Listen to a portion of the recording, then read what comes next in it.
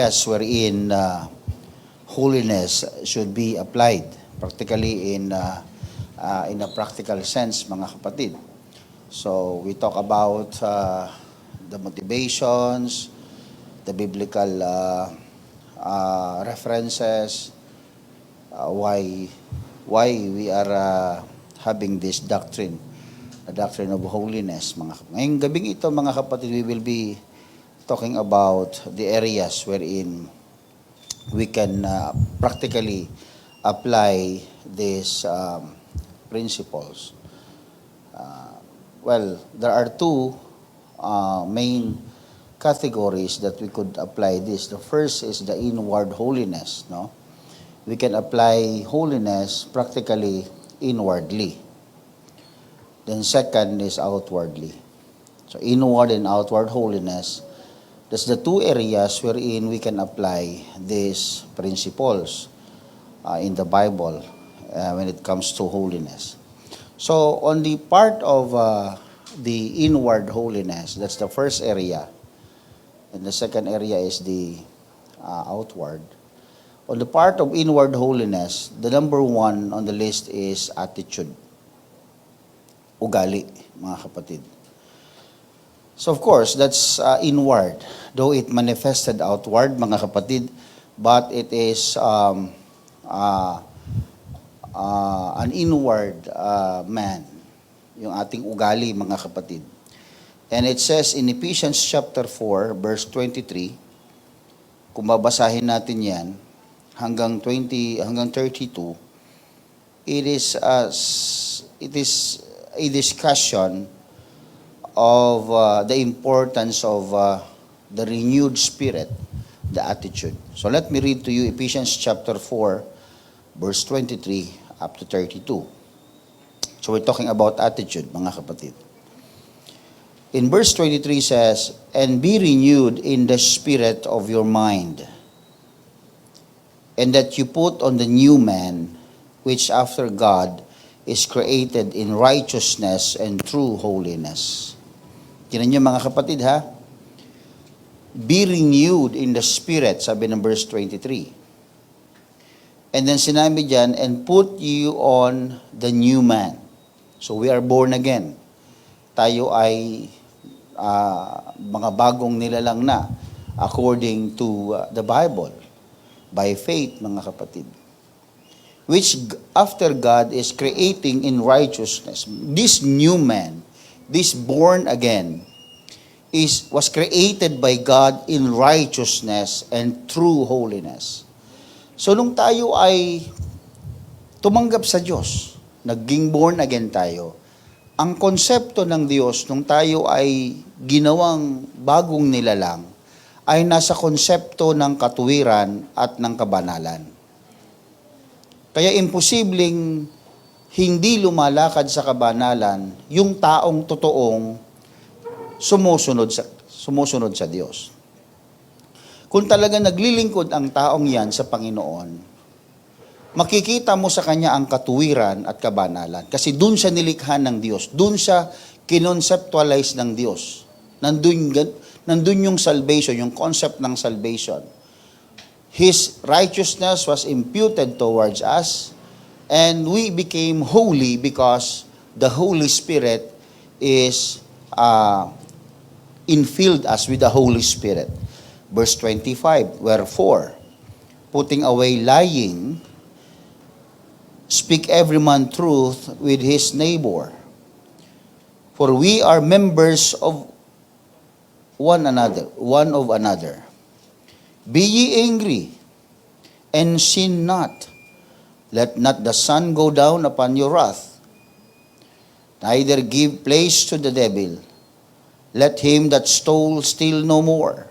So wag magnakaw. Sabi kanina, wag magsinungaling, wag magalit at wag palubugan ng galit ang araw. At sabi dito, mga kapatid, wag daw natin bigyan ng pagkakataon ng demonyo sa buhay natin. 28, let him that stole steal no more. Wag tayong magnakaw, mga kapatid. But rather let him labor, working with his hands the thing which is good, that he may have to give to him that needeth. 29, Let no corrupt communication proceed out of your mouth. Wala daw dapat lalabas sa bibig natin ang mga corrupt communication, mga kapatid. Everybody say amen. But that which is good to the use of edifying. Dapat yung lumalabas daw sa ating mga bibig is to edify, nakapagpapatibay ng pananampalataya, nakapagpapatibay ng kapatid. That it may minister grace unto the hearers. Para sa mga nakakarinig daw ay ito ay magdala ng biyaya sa kanila. Verse 30, and grieve not the Holy Spirit of God. Sinabi diyan Biblia, mga kapatid, pwede palang i-grieve ang Holy Spirit. Kaya nga, grieve not the Holy Spirit of God, whereby you are sealed unto the day of redemption.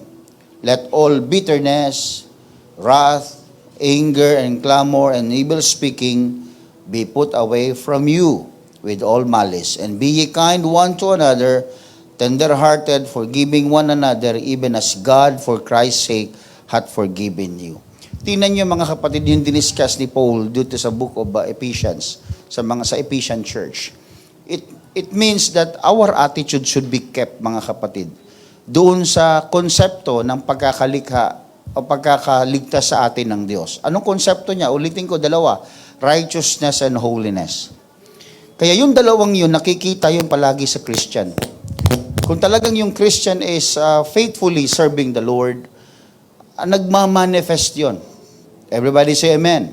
Nagmamanifest yung righteousness, nagmamanifest yung holiness sa atin, mga kapatid. Because the essence of holiness, again, mga kapatid, the essence of holiness is bearing the fruit of the Spirit. That's the essence. Yun yung pinakahalaga. Yun yung pinakadahilan. Because the Holy Spirit Himself, aside from He is holy, there is a fruit of the Spirit. Merong bunga ang Espiritu Santo. At yun yung kailangan makita sa isang tao, yung bunga ng Espiritu Santo. So meaning to say, mga kapatid, tayo mga anak ng Panginoon, at tayo mga tumanggap sa Diyos, ang ating pong walang ibang dapat tayo maging goal sa ating paglilingkod sa Panginoon, kundi katuwiran at kabanalan.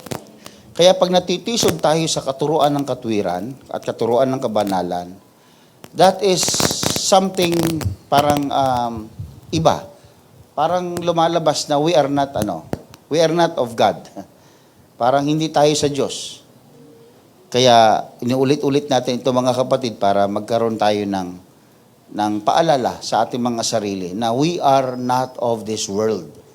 We are saved by God to impute His righteousness, and again, to impute or to give us this holy living. Everybody say amen. So that is the inward part. That's attitude. Everybody say amen. Second is the thoughts, yung pag-iisip. Ang bukod sa ugali, mga kapatid, of course, the thoughts is something that we need to be careful, mga kapatid. We are what we think. We are what we think. Kung anong iniisip natin, yun tayo. Amen po ba, mga kapatid? Okay. So in 2 Corinthians, mga kapatid, it says in chapter 10, verse 5 hanggang 6, casting down imaginations. Tibagin natin yung mga imahinasyon na yan, yung mga pag-iisip na yan. And every high thing that exalteth itself against the knowledge of God. Anumang kaisipan, anumang thoughts, anumang plano, o anumang kaisipan na ito'y taliwas, ito ay kabaligtaran, ito ay nagmamataas kaysa doon sa karunungan ng Diyos, yan daw ay tibagin natin. Yan daw ay wag nating hayaang ma-build up sa isip natin. Casting down imaginations and every high thing that exalted itself against the knowledge of God, and bringing into captivity every thought to the obedience of Christ. Bringing into captivity. Ibig sabihin, kung ano yung kaisipan natin, ilagay natin siya, parang ipasakop natin siya, ipakaptive natin siya. Saan? Doon sa obedience kay Kristo. Ibig sabihin, meron kang kaisipan, halimbawa, kaisipan na ayaw mong sumunod sa kanyang utos, ayaw mong mag-pray, halimbawa, yan yung kaisipan na yan, ayaw mong mag-pray. Paano mo gagawing isa-subject siya into captivity, into the obedience of Christ? Pag naiisip mong ayaw mo mag-pray, kabaligtaran ang gawin mo, lalo kang mag-pray. Bringing into captivity. Yung ayaw mo, ipa-captive mo kay Lord. Ipasakop mo kay Lord. Para ang bandang huli, ang magawa mo is yung obedience to Jesus Christ. Pagsunod kay Kristo. Imagine that, mga kapatid, that thoughts, hindi nakikita ng tao yan. Minsan, ang kabanalan, tinitingnan natin sa pananamit, yan, sa pananalita. Pero hindi, mga kapatid, sa thoughts, sa iniisip natin, we are what we think, mga kapatid. Parang temptation yan, mga kapatid. We all know that temptation is not a sin. Ulitin ko, temptation itself is not a sin unless you entertain and remain that evil thoughts in your minds. Basta in-entertain mo yan at ni-retain mo yan sa isip mo, dun magiging kasalanan. Pero pag ang temptation itself, walang magagawa yan. Hindi siya kasalanan. Pag paikot-ikot lang yan sa iyo, tinutokso-tokso ka lang niya, hanggat hindi mo pinapatulan yan, hindi yan kasalanan. Everybody say amen. Kahit anong gawin niyang panunokso sa iyo, kung hindi mo siya papatulan, hindi ka magkakasala. Everybody say amen. That's why, dun papasok yung verse na yan, casting down. When we say casting down, nire-rebuke, tinatanggal. Kaya pag may ganyang temptation thoughts, mga kapatid, i-rebuke ninyo. Kasi you cannot prevent the devil or even the lion, you cannot prevent the lion to roar. Talagang, ang tawag yan? Ang tawag yan, yung atungal sa harap mo. O parang aso, mga kapatid. Hindi mo mapiprevent ang asong kumahol. Alangan sabi mo, tumahimik ka. Kakahol ng kakahol yan. Hindi mo siya mapipigilan, mga kapatid. Hayaan mo siyang kumahol ng kumahol. Pero pag pinatulan mo siya, doon ka magkakaroon ng kasalanan. That's the nature of temptation. Kaya sa thoughts natin, ang temptation, hindi naman yan nag-umpisa saan? Nag-umpisa palagi yan, para sa madaling maintindihan, mas nag-umpisa palagi siya saan? Sa kaisipan. Ang temptation. Everybody say amen. That's why, sabi ni Paul din, si Paul din na nagsabi sa Philippians chapter 4, verse 8, think on these things. Whatever is true, lovely, pure. Finally, brethren, whatsoever things are true, whatsoever things are honest, whatsoever things are just, yung matuwid, whatsoever things are pure, whatsoever things are lovely, whatsoever things are of a good report, if there be any virtue, and if there be any praise, think on these things. Wala daw tayong ibang iisipin kundi yung nakapaloob lang dyan, mga kapatid, sa sinabi niya. Kung mayroong temptation thoughts, palitan mo daw niyan. Kaya nga ikaka-capture mo sa mga kapatid isa-subject mo doon sa kaisipan ng Panginoon. Paano mangyayari yon? Baliktarin mo isip mo yan. Ganyan ang ilalagay mo sa isip mo. If this is not pure, I will not think of this. If this is not lovely in the sight of God, I will not think of this. If this is not honest, if this is not good report, I will not entertain this. Ayan, parang ganun, mga kapatid. Kasama pala yan sa kabanalang panloob. Kasi ang kabanalan, nagsisimula po yan sa loob, papalabas. Kung ang nasa loob ay marumi, alangan namang luminis din yung sa labas. Kung ano ang nasa loob niyan, yun ang nasa labas. Kaya minsan, naiisip ng marami na ang kabanalan ay yung mga rules lang, sets of rules, mga dapat wag pupuntahan, dapat wag kakainin, yung mga dapat wag susuotin. Pero hindi nila napapansin, ugali at pag-iisip ay kasama sa pinapaging banal ng Diyos. Everybody say amen. Pangatlo ay yung dila. Pastor, binabanal ba ng Diyos ang dila? By oo, mga kapatid. Everybody say amen.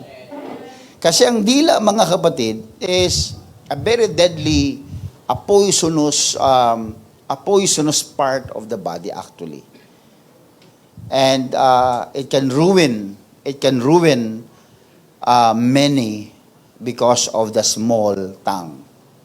Kaya pinapaging banal din ang ating dila, mga kapatid. If any man, James 1:26, if any man among you seems to be religious, medyo matindi yung pagkakasulat dito, mga kapatid, sa King James. If any man among you seems to be religious, nagsisimba, pag napupuspos din niyang Holy Spirit yan, siguro, mga kapatid, nagsisimba yan, active yan. And bridle not his tongue, ibig sabihin, pwede pala, mga kapatid, na tayo ay religious pero walang renda yung ating dila. Walang control. If any man among you seems to be religious and bridle not his tongue, but deceiveth his own heart, pag ikaw pala nagsisinungaling, you deceive your own heart pala yan. And deceive his own heart, this man's religion is vain.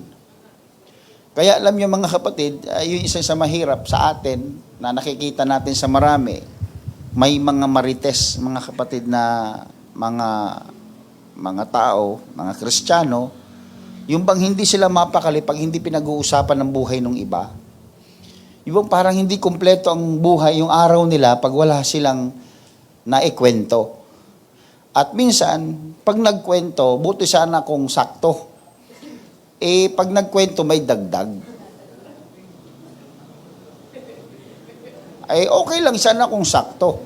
Pag may dagdag ang kwento, masakit naman na yon, mga kapatid. Ngayon, renda-rendahan din natin ng konti. Pwede naman magkwento kung totoo, pero bakit mo naman ikukwento? Kung hindi mo naman, sometimes, it really gives us sorry for the word, pain in the ass. Sabi nila. Kapag may taong nakikita ka, parang nakita mo naging successful siya o nagkamali siya, para bang napaka-apektado natin, apektado tayo kapag hindi tayo nakisawsaw, hindi tayo nakialam. Para bang may kakaiba na urge sa tao na pag hindi siya nakialam o hindi siya nakapagsabi ng kwento, parang kulang ang buhay niya. Parang, hindi ko alam, pero ba't may klaseng ganong urge, mga kapatid, no? Hindi buo yung araw niya. Ngayon, okay naman yun, siguro, nature ng tao, pakialamero, siguro ganon. Pero, alam nyo, nasisira dyan ay ang pananampalataya. Hindi lang niya, kundi ng taong nakapaligid sa kanya. Kaya alam nyo, maraming mga baguhan na natitisod, dahil hindi pa naman nila alam yan, ang kanilang paniniwala na ang lahat ng tao sa simbahan ay banal at hindi nagkakamali, hindi nagkakasala. Kaya pag ganyan ang pananaw pa ng maraming baguhan, madali silang, vulnerable silang tumalikod, madali silang matisod, madaling ma-poison yung kanilang isipan. It is because of the wrong perception din. Ang simbahan, mga kapatid, ay hindi ito lugar lamang ng mga perpekto. Lahat tayo dito ay may problema. Lahat tayo dito ay pinatawad lang ng Diyos. Kaya kung tayo ay hahanap dito ng perpekto, ay tsaka nyo na hanapin pag nasa langit na. Oo, mga kapatid. At dito, habang tayo napupuspos ng Espiritu Santo, at habang hindi pa bumabalik ang Panginoon, pinoproseso ng Diyos ang ating pong perfection. Everybody say amen. Kaya ang dila, mga kapatid, ay wag po nating isipin na wala itong magagawa. It can build a person or it can destroy the person. Kaya sa loob ng simbahan, it's good na ang lalabas na sa bibig natin are pure, lovely, ganyan, honest. Hindi maiwasan, pastor, na mag-comment ako ng negative eh. Well, wala tayong magagawa niyan kung nakapag-comment ka ng negative. Pero siguro, sa mga matured na Kristiyano, dalang-dalangan nyo naman. medyo kontrolin lang. Nakaslagay naman dyan, no? I-bridle mo lang. Hindi naman sinasabing sinasabing putulin mo. Hindi naman sinasabi dyan na putulin mo yung dila mo. Hindi naman sinasabi na tanggalan mo ng dila mo yung sarili mo. Ang sabi lang dyan is i-bridle mo. May mga bagay na hindi sinasabi at may mga bagay na pwedeng sabihin. At pag yung nasa isip mo na ay hindi na pwedeng sabihin, huwag mo nang sabihin. Di pastor, ano yun? Tawag dito, pagtatago. Hindi. Kasi may reason ka eh. Ngayon, kung halimbawang tulad yan, wala pa namang verdict, mga kapatid, wala pa namang napatunayan. Pero sa'yo, parang napatunayan mo na, sa tunog mo, sa tono mo, papasok tayo dun sa panghuhusga, sa paghatol. So, ang atin lang mga kapatid, i-bridle lang natin. Rendahan lang natin. Pigil-pigilan baga. Pigil-pigilan. Kasi nakakasakit din yun mga kapatid. Kung kayo mga kapatid ang magbiktima ng maling impormasyon. Maraming beses ako nasaktan sa ganyan mga kapatid. Madalas sinasabi, si Pastor Jun ang gwapo-gwapo. Parang nasasaktan, ang sakit nun mga kapatid. Hindi ko matanggap. Kasi nungalingan kasi yun eh. Ngayon, tapos, sabi naman ng Biblia, pag 2 o 3 ang di ba, ma-establish yung higit sa 3 ang nagsabi eh. Dati, nanay ko lang nagsabi noon. Ngayon, marami na. Si Joanna na. 3 na. So, masakit. Hindi ka minsan makatulog, Brad. Si Gander hindi rin nakakatulog yan. Biktima po kami ng maling impormasyon. Tinatanggap na lang namin, mga kapatid.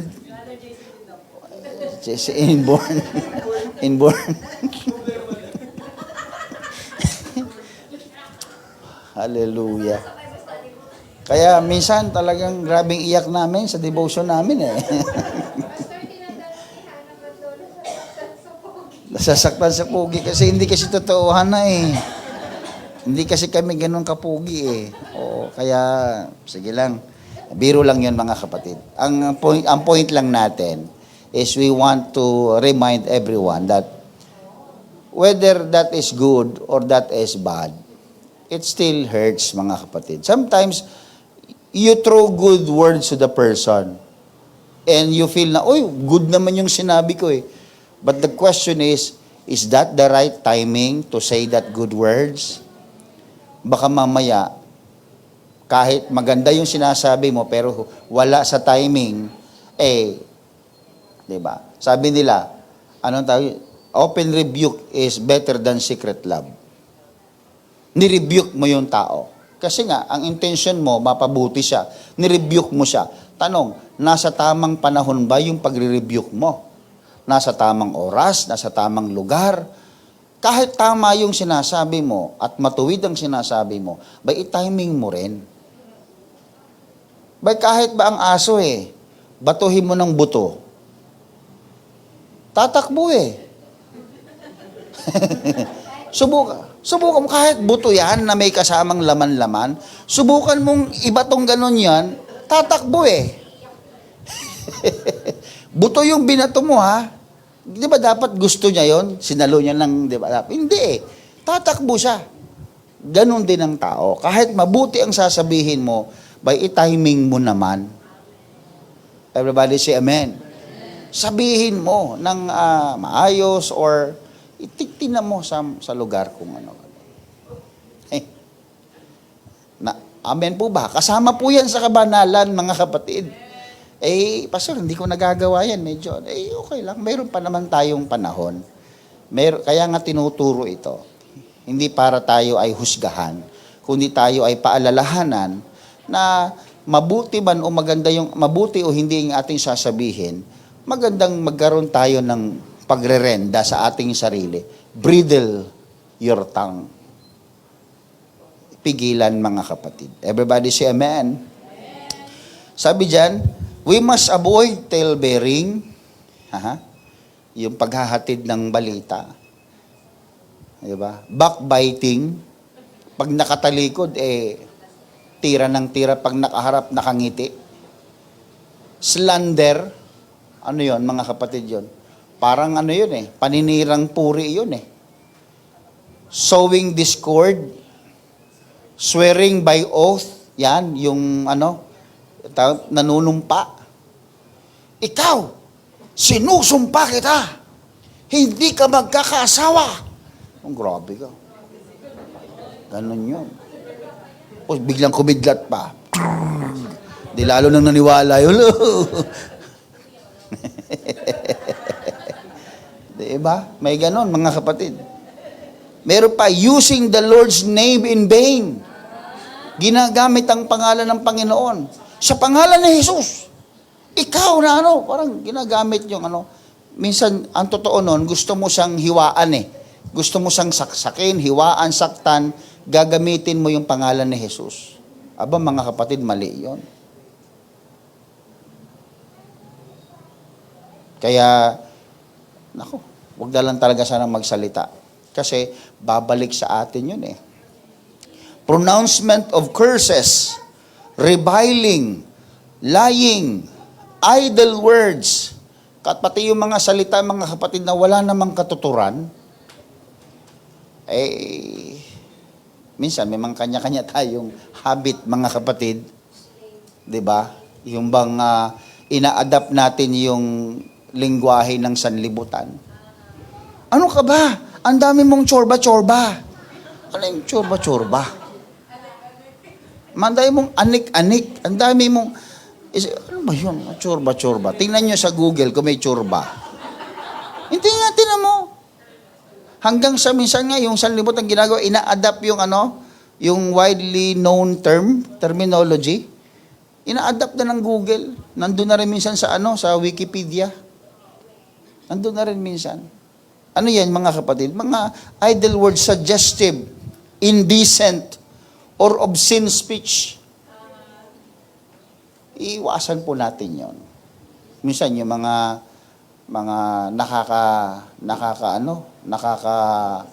nakakasakit na mga salita. 'Di ba? Para kang butiking pasay. Parang, 'di ba? Pwede mo naman sabihin ayun tawag dito, slim.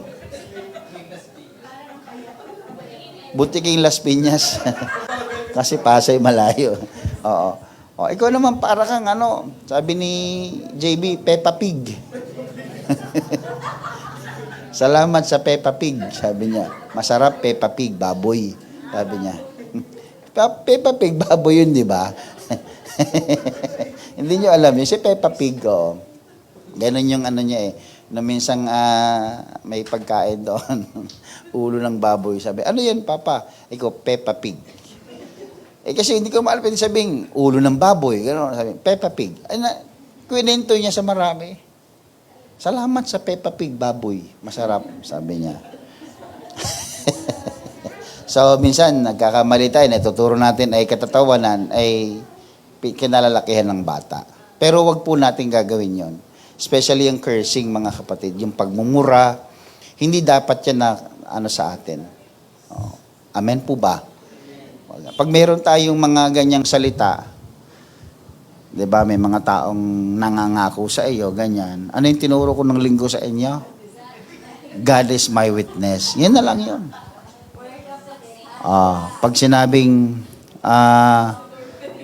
Gander, ang gwapo mo talaga. Sabihin mo, narinig ng Diyos yan, God is my witness. Huwag mo nang sabing, oo nga, kasi magkakasala ka rin ng yung pride yun di ba? O, Diyos ang aking saksi na sinabi mo yan. O, pag binangako, God is my witness. Yan. Maging ano na lang yan. Siyempre, matatakot na rin yung tao sa susunod na lalapit sa'yo pag may pinapangako, hindi niya gagawin kasi sinabi mong ang Diyos ang aking saksi. O, kaya alam niyo, maganda rin gawin yon. Panlaban din yon mga kapatid sa mga sinungaling. Panlaban sa mga walang intensyon na tumupad sa usapan. Oo. Kita tayo bukas alas 8 ha. Sigurado alas 8? Oo. Sige, God is our witness alas 8 ha. Oo. Nervyusin yan. Baka atakihin na yan doon. Nagdudumali yan, mga kapatid. So again, ang dila, it should be bridled. Everybody say amen. A matured tongue is always bridled. Yan. May panahon kung kailan sasabihin ng maganda at may panahon din na hindi sinasabi o may panahon din na talagang hindi sasabihin ang anumang negatibo o pangit. Paano, Pastor? Paano ka magiging open sa kanya? Paano ka magiging constructive sa kanya, yung criticism mo? Well, there are ways to say. Sabi ko nga, kahit aso, batuhin mo ng buto, tatakbo yan. Pero babalik din maya kasi kukunin niya yung buto. Ganon yan, di ba? Pero tumatakbo siya yung reaksyon niya. Ganon din sa tao. May panahon. Sumunod ay yung mata. Yan. Ang kabanalan sa dila, ay hindi lang sa dila, kundi sa mata rin, mga kapatid. Meron din po. Yan. Ang sabi ni David sa Psalms 101 verse 3, sabi niya, I will set no wicked thing before mine eyes. I hate the work of them that turn aside. It shall not cleave to me. Tino mo sinabi ni David, I will set no wicked thing before mine eyes. Hindi siya maglalagay o hindi niya titingnan yung masasamang bagay. Kaya, ang kabanalan din sa mata, ito kasi mga kapatid, na ituro ko sa inyo mga kapatid ang pagkakaiba ng babae at lalaki. Kaya, ang holiness standard for men are different from the standard of women. Because men are easily attractive using their eyes, mga kapatid. Ang mata ng kalalakihan, iba sa mata ng kababaihan. What I mean is in spiritual sense, mga kapatid. Kaya, ang holiness requirements sa mga kalalakihan is yung, tawag dito, yung pagpipigil. Yan. Kasi nga, yun ang kanilang weakness, mga kapatid. Kaya, ang mata kasi natin ay pintuan ng ating kaluluwa. Pintuan. So, kung may kaluluwa ka, ang pintuan yan, mata, kung anong nakikita ng iyong mata, yun ang papasok sa iyong kaluluwa. Pintuan nga siya eh. Kaya pag nakikita ng iyong mata ay masama, magiging masama ang kaluluwa. Pag nakikita ng mata ay mabuti, nagiging mabuti yung kaluluwa. Everybody say amen. At hindi lang yun, mga kapatid, ang mata din natin ang nagiging source ng pumapasok sa ating isipan. Of course, sabi kaluluwa, ibig sabihin, papasok sa isipan natin yon. Kaya anumang nakikita ng mata, yun ang pinifeed, yun ang source ng feeding sa isipan. At ganoon din sa puso. Kaya ang mata, kaya sabi ni David, I will set no wicked thing before mine eyes. Kailan niya sabi yan? Matapos ang matukso kay Bathsheba o hindi pa? After. Diba? Nung nakita niya, mga kapatid, mata yun eh. Mata yung kanyang naging pintuan ng kaluluwa niya. Nagkaroon siya ng maling desisyon because of the wrong focus of his eyes, mga kapatid. We should not read and watch materials saturated with vulgarity or any sense of worldliness.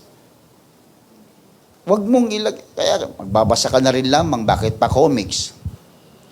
Sige, wag na comics. Sige, wala nang comics ngayon. Sa Facebook na lang, sa ating browser na lang, sa TikTok, mga kapatid. It feeds you. Alam niyo ba, mga kapatid, di ba sa mga, ang tawag yan, reels ba ang tawag yan? Di ba? Mapansin niyo, what is the most parang video o reels you watch is the most, ano tawag doon? Videos na the Facebook will feed you. Sila suggested, di ba? Suggested videos, di ba?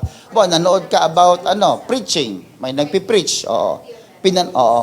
Lahat ng reels na lalabas sa'yo is about preaching. So it's a message from the world, mga kapatid, na ang worldliness ganon. Kung ano yung madalas mong tinitingnan, kung anong madalas mong pinapansin, yun yung i-feed niya sa iyo. Yun ang sanlibutan. Paano kung ang mata mo na-fix sa sanlibutan? Na-fix sa masasama? Na-fix sa mga hindi magagandang bagay? Di yun na i-feed niya sa iyo. Ganun ang mundo. Ganun ang mundo, mga kapatid. Pati manood ka ng yung reels dyan na tungkol kay Cardo. Lahat yan, puro Cardo lalabas dyan. Oo, hanggang sa, lahat na lang puro Cardo. Oo.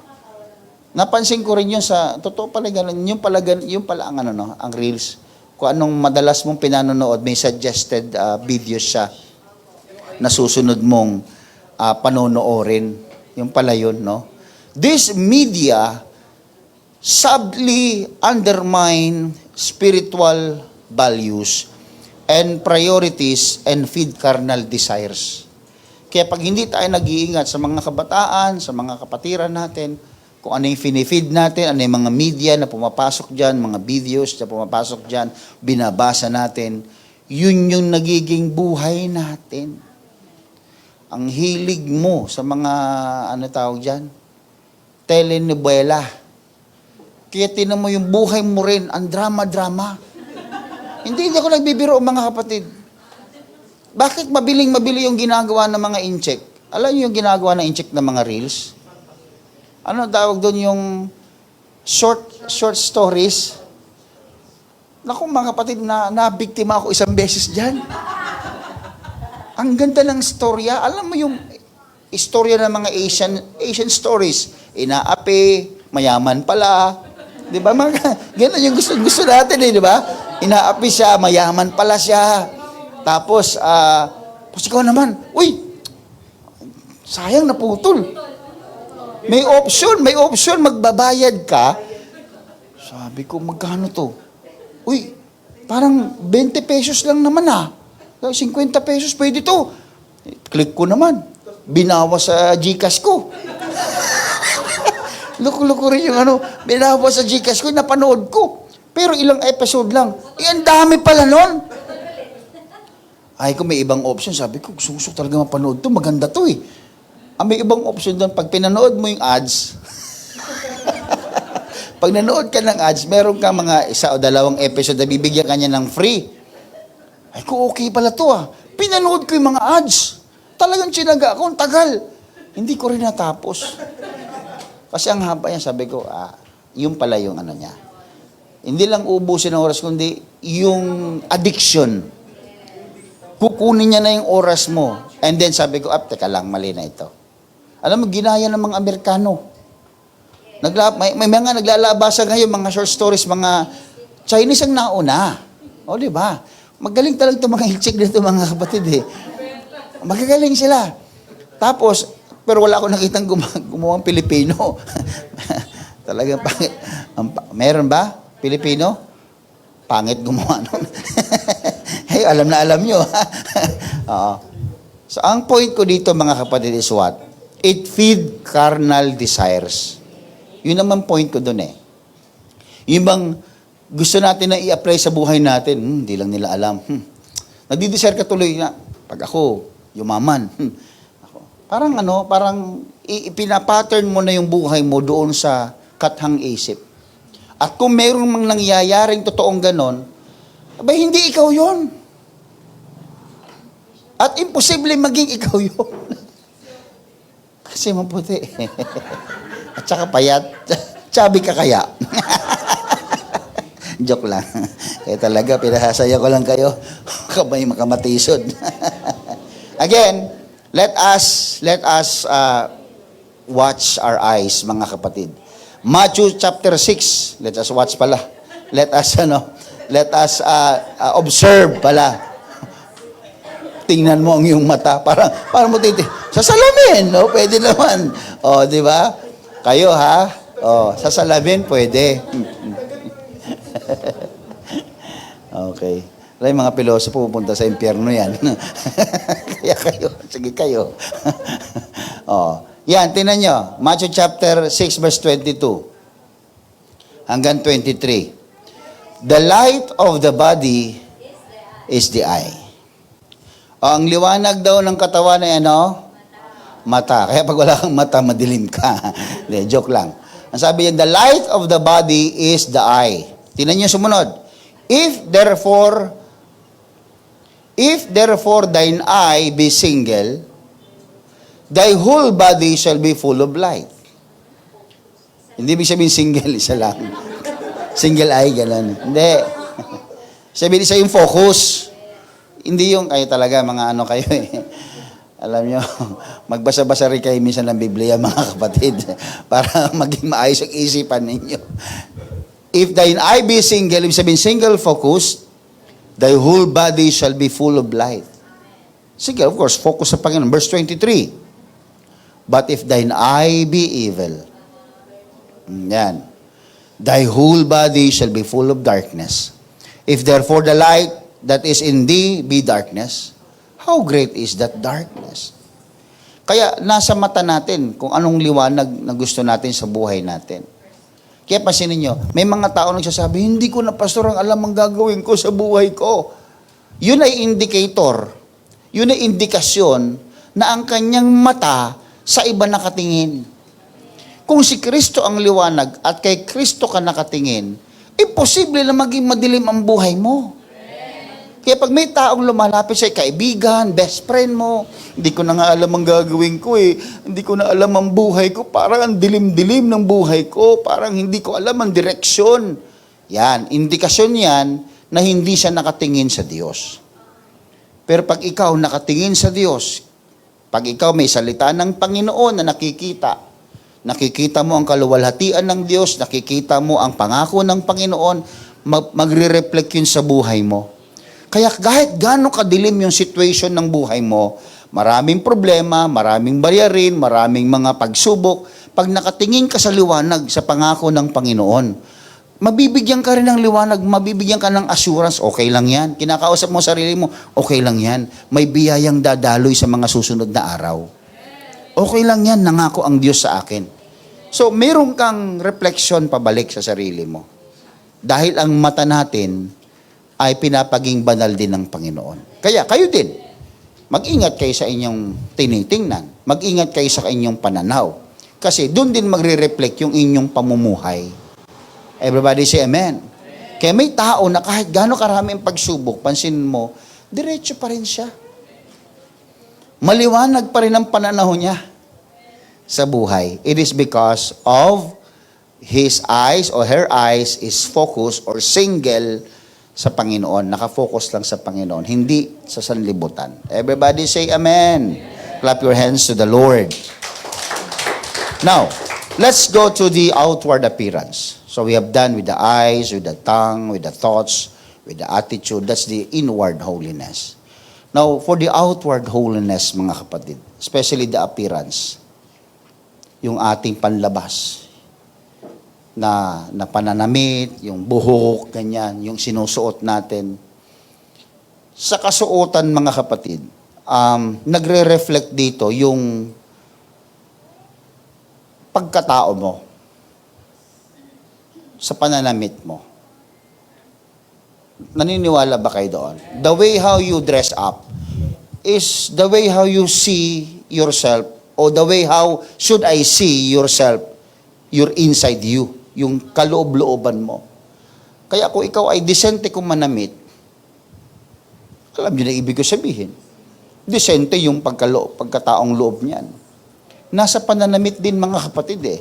Kaya nga doon ang tumitingin minsan yung sales lady, di ba? Bago pag inaalok ka sa SM, pag nakasuot ka ng maayos, di ba? Susundan ka ng susundan. Ay, hindi pala. Pag hindi ka nakabisang, masusundan ka kasi akala magsasaplift ka. Pero pag, 'di ba? Pero pag nakasuot ka ng maayos, malayo pa lang alokin ka na ng kondo. Malayo pala nagdudumali. Sir, kakakondo. Pero pag nakatsinelas ka na, lakal-lakal kang gano'n, tapos nakasando ka lang o ano, nakalabas yung kilikili mong ano, mabaho dyan. Hindi ka pinapansin. Kasi, mahalaga din ang panlabas na kasuotan natin, mga kapatid. Everybody say amen. And tignan nyo, mga kapatid, maging consistent tayo. Banal yung loob. Sumasampalataya ka kay Kristo, napupuspos ka ng Espiritu Santo. And yet, hindi yun na nakikita ng tao. Ay, walang consistency. Na Holy Ghost ka nung linggo. Pero pag nakita ka naman doon, parang hindi ka naman na Holy Ghost. Parang unholy eh. Unholy Ghost yata yun eh. Unholy. Walang kabanalan, mga kapatid. Let us beware of appearance that promotes lust of the eyes. Pita ng mata, papita ng laman. Sa pamagitan ng mata, di ba? Lust of the flesh, lust of the eyes, and the pride of life. Yung lust of the flesh, anything that urges you with the flesh. Lust of the eyes, anything that attracts the eyes, and anything that attracts the pride of your life, iwasan daw natin yon. Kaya pag kayo magsusuot ng damit, mga kapatid, palagi niyong titingnan yon. Ito ba ay nagpo-promote ng lust of the flesh? Marami magsasabi, ano naman niya eh? Ano naman niya? Norm na ito. Hindi po yun eh. Ang holiness standard ng Panginoon ay hindi nagbabago. Kasi pag nagbago yan, di ang Diyos ay nagbabago. Kasi kung ang mismong Diyos ay banal, siya yung source ng holiness, at kung nagbabago ang Diyos, di nagbabago din yung kabanalan. Kaya hindi mo pwede sabihin nagbabago ang kabanalan ng Panginoon. Yun pa rin yun. Kaya mag-ingat kayo, mga kababaihan, sa inyong mga isinusuot. Huwag ito mag-promote ng lust of the flesh. Alam niyo naman ang ibig ko sabihin, mga kapatid. Ano yun? Mga hapit na panunuot, mga damit. Yung mga nag-iimbita ng ibang imahinasyon, mga kapatid. Lalo especially sa mga kalalakihan. And then, lust of the eyes and pride of life. Or artificiality. False values. Or anything that molds the wearer and the society in ungodly ways. So maaaring hindi mo alam, sinuot mo yun, pero hindi mo alam, minomold mo rin yung sanlibutan into bad. O yung tao, yung society. Kaya katulad yun dito, mga kapatid. Kung kayo mga leaders dito, magsuot kayo dito na mahahalay. Bumilang kayo ng 1 o 2 linggo, marami na rin magsusuot na mahahalay. So, hindi lang yung sarili mo, inapektuhan mo, pati yung buong congregation. Kaya mag-ingat po tayo.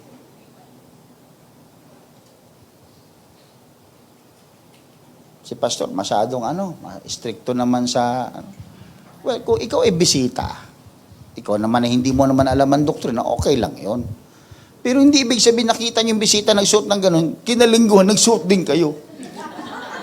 Pastor, yung bisita, pinayagan mo eh. Bisita yun eh.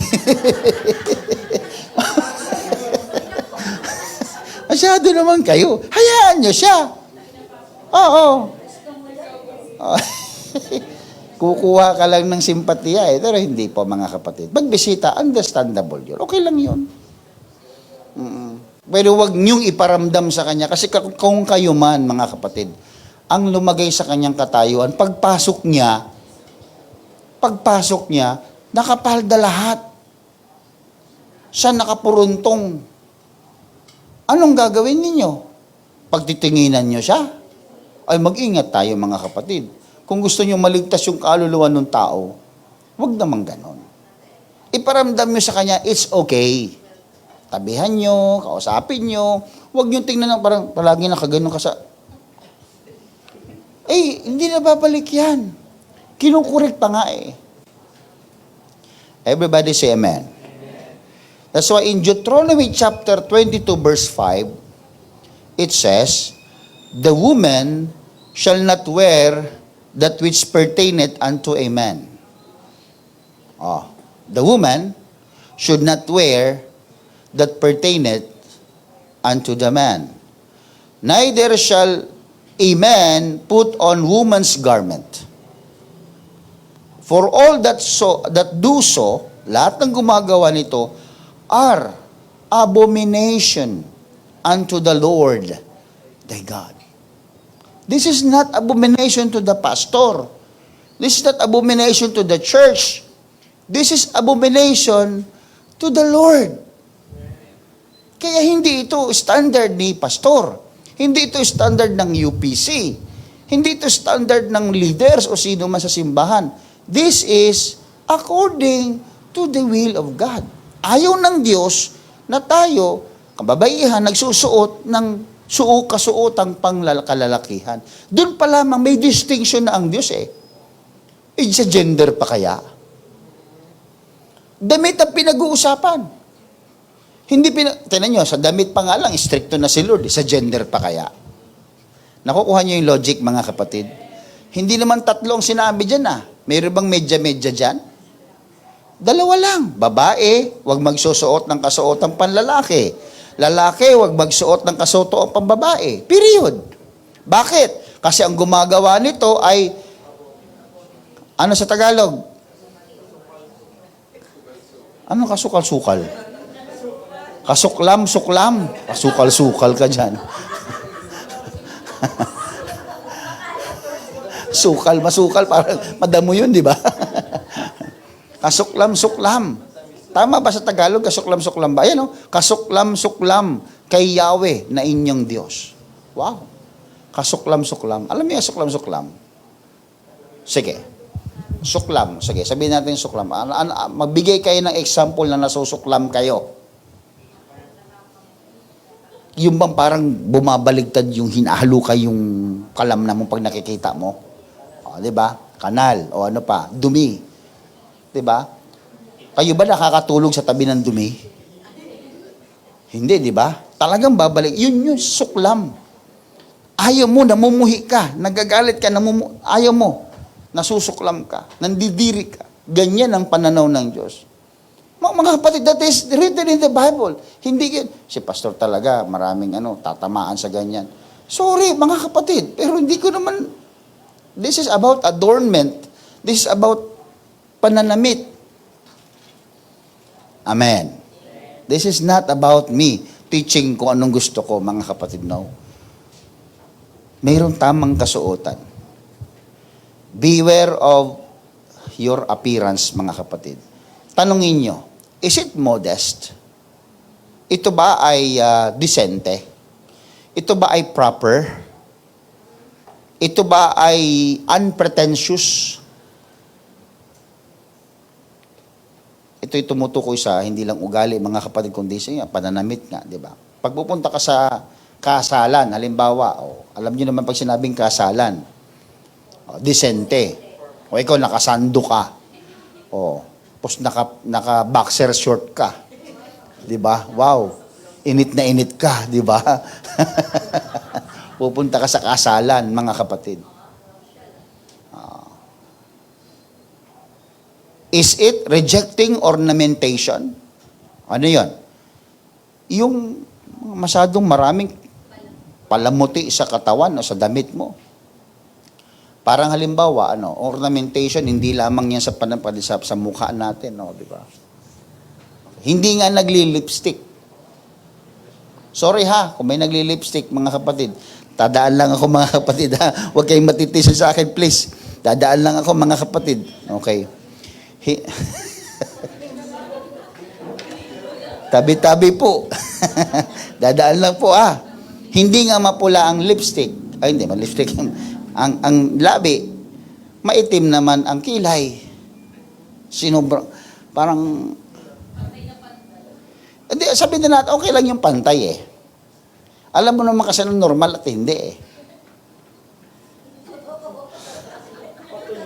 Wala kapatid, huwag kayong matitisod ha. This is just, we are in the words of the Lord. Tingnan natin what's proper. Ay, pastor, ipinagbabawal din ba yan? Well, anything that is excessive Sobra.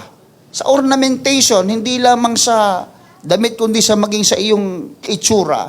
That is not according to the will of God. Alam nyo naman yung history niyan. Ano ba history niyan, Pastor? Motive. What's your motive? Why are you doing that? Mga kapatid, again, huwag kayo matitisod. Sorry po. Pero, ano bang motibo behind? Ay, Pastor, to make me feel good. Well, you mean to say, if somebody, pag ikaw ay head turner, you feel good? Ibig bang sabihin, pag pumula yung mukha mo, you feel good? Confidence? Bakit? Kasi nagagandahan ang tao sa iyo? Well, beauty, the world has different, paano yun? Ano yun? Image of beauty compared to the Lord. Sa Lord ka nagsisimba, sa Lord ka sumasamba, sa Lord, alipin ka ng Panginoon, ang Diyos ang pagandahan mo, at ang Diyos hindi mo napapagandahan sa kulay at sa damit, napapagandahan mo ang Diyos sa ugali at kadisentehan natin, mga kapatid. Kasi ang ugali, magre-reflect yan sa pananamit. Again, mga kapatid, huwag po tayong matitisod. This is parang may inconsistency minsan, mga kapatid. Halimbawa, hindi ka nga naghihikaw. Okay, dito tayo sa jewelry. Alam niyo naman ang history ng jewelry. Tinuro ko sa inyo nung nakaraan yan. Sa jewelry, di ba, yan yung panahon nila, nila Jezebel, di ba? Sa jewelry, okay, sige. Anything na ang jewelry, ang relo kasi is considered sa jewelry. Pero ito ay may function kasi, functional to eh.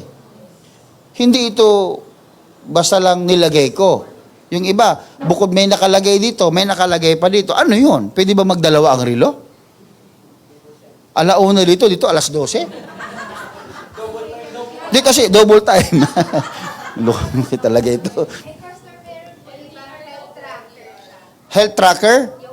O pwede. Kung may function. Ha? Pero kung just for, alam mo na, may mga beads pa, may mga bilog-bilog, ano yan? Pang-attract ng energy yan, Pastor. Hallelujah. Kakaiba yan. Ano yan? Mayroong mga, ayon? Ano yun? Ayon ka lang, ayon sa libutan eh. Yan, oh. Nakikiayon ka rin eh, oh. Ayan, oh. Ano pa? Ang dami, may mga, ano yun, yung binibids, ang tawag doon, yung parang, yung tinitirintas na sinalagay dito. May pangalan nila. What's that for? What's that for? Hindi ka nga naghihikaw, pero ang dami mo namang bracelet.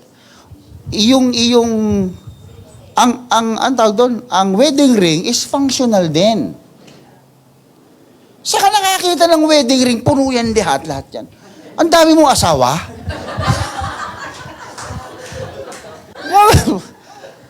Pwede ka naman mag-wedding ring ng isa lang eh. Ano yung isa? Kasi nung kami ay mag-boyfriend pa, mag-girlfriend, yun siya. Yung pangalawa, yung mag-asawa. Yung isa yung anniversary namin nung nakaraan niya. Puno! Pati dito meron na. Di, alaala.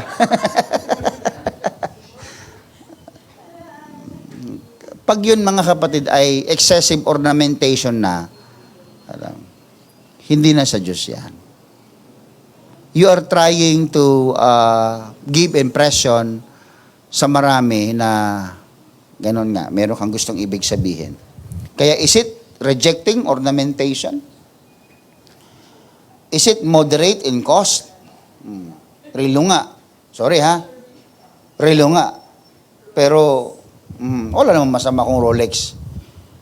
Kung basta totoo ha. Oo.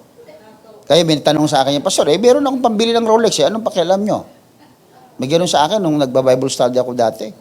Anong Pastor, ngayon, kung Rolex ang relo ko, may pambili ako eh. Okay naman yun, walang marasama doon. Pero pambihira ka naman. Mamamalengke ka, naka-Rolex ka. Hindi ba, ibagay, masama yung Pastor, hindi masama. Ilalagay lang. Halimbawa, anong trabaho mo? Gander, ba? Trabaho ni Gander, manager ng Greenwich. Magro-Rolex ka, Brad? Ang trabaho mo dun, physical. Kahit may pambili ka, hindi naman bawal isuot, pero hindi mo isusuot dahil nandun ka sa... Pero kung pupunta ka halimbawa sa simbahan, o pupunta ka sa kasalan, pupunta ka sa isang meeting na may deal kang gagawin, you will wear that. Appropriate yung lugar. Nakukuha niyo ibig ko sabihin, mga kapatid? Hindi bawal, pero again, the motive will speak. Doon babagsak tayo sa attitude. Babagsak tayo sa thoughts. Babagsak tayo dun sa motibo natin kung bakit natin ginagawa yon. So, 4 questions that will help determine when these things are too extravagant. Number 1, what is the motive for wearing them? Number 2, is it wise? Stewardship. Alam mo yun? Wala ka nang makain. Rolex pa ang bibilhin mo. Sorry ha, kung ganun ang inyong lifestyle, wala tayong problema doon. Pero ito'y pagtuturo lang. Is it wise? Stewardship? Tama bang stewardship attitude yon? Na hindi baling hindi ka makabayad sa utang basta ang cellphone mo bago, status symbol palagi yung suot mo, yung gamit mo. Is it wise stewardship? Yun yung tanong. So kung sabihin mo, ito pastor, ito na kinalakihan ko . Well, kaya tinuturo natin yung tama. Hindi natin gustong baguhin yung lifestyle mo, kundi alisin lang natin yung mali doon sa motivation, sa motibo natin. Nakukuha po ba ninyo, mga kapatid? Nakakasunod ba kayo, mga kapatid? Number 3, how do others view it? Paano ito tinitingnan ng iba? And what would Jesus do? Kung sakaling, talungin nyo, sir, anong gagawin ng Diyos sa akin kung halimbawang ginagawa ko ito? Pag sinabi natin, hindi, pinaghirapan ko naman ito. Lumalabas doon, mga kapatid, yung mga ating personal ng reasoning, yung ating, hindi na Diyos ang nasusunod. Alipin tayo ni Kristo. Hindi natin alipin si Kristo. Hindi natin pinasusunod ang Diyos, kundi tayo ang sumusunod sa Diyos, mga kapatid. If you are really sincere in your service to the Lord, yun yung iisipin mo. Anong gusto ng Diyos? Yun ang gusto ko. Hindi ko pwedeng pilipitin ang kamay ng Diyos at pasunurin ko siya sa gusto ko. He is God, and I am the created. I am the creature. He is the creator. Everybody say amen. Ito bang suot ko, is there a distinction between male and female? Yan. Ang suot ba natin ay may distinction ba kung lalaki tayo o babae? Ngayon, di ba, meron ngayon sa Facebook, mga kapatid, naglalakad. Maputing maputi. Nakatalikod. Haba ng buhok. Binibidyo siya. Bisaya yun, sa Davao yun . Di ako naman, tinitinsan ko, ang puti . Maya-maya sabi, ay, sige, video dong. Lalaki pala, Bisaya pa. Ang ganda ng buhok. Ay, sige, video dong. Lalaki pala siya. Tawa ng tawa yung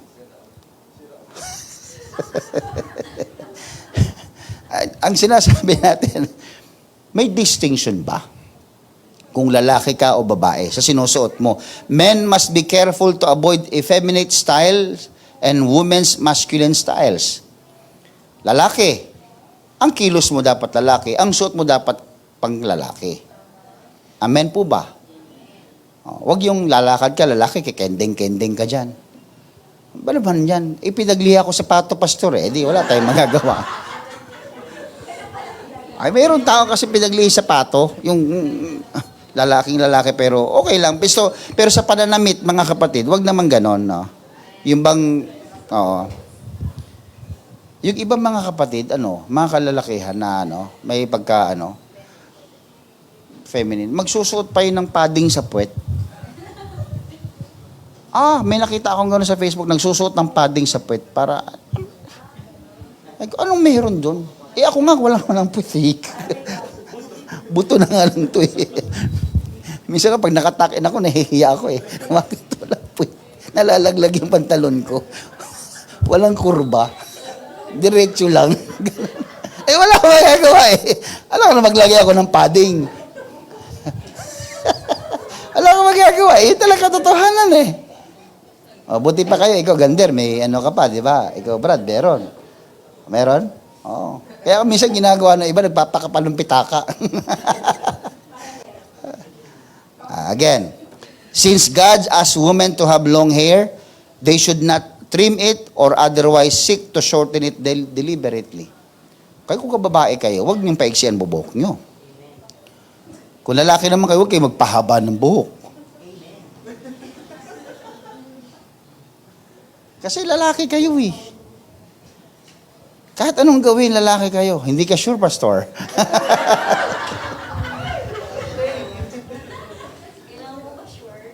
Gusto niyo ma-sure?